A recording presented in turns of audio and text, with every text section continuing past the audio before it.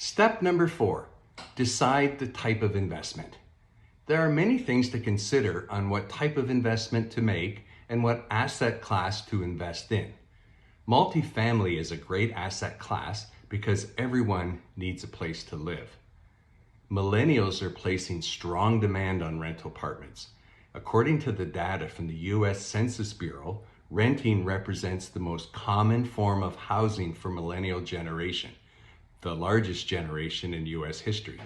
In fact, whereas the national rate of home ownership for the population overall was 64% in 2016, for millennials aged 25 to 29, it was just 31%.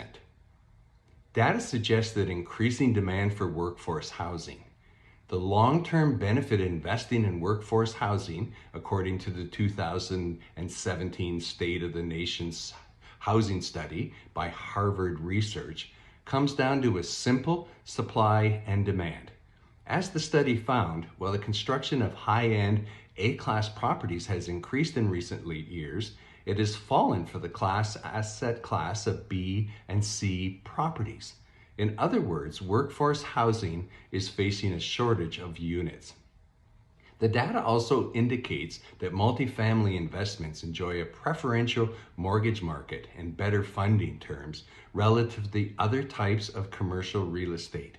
It is very common to get non-recourse debt with several years of interest-only payments that help sponsors pay investors cash flow quickly. There are many other types of asset classes, such as storage, hotels, retail, medical. I have several passive investments in this area, but the space I know the most about is multifamily. Part of the reason why I like multifamily is I have now made it my why. My why is to create better places for people to live. My goal is for them to say, "Come to my home," versus my apartment.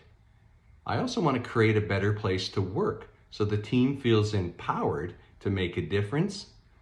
If both of these happen, it will create great returns for investors so they will be able to fund their why. See you tomorrow for step number 5.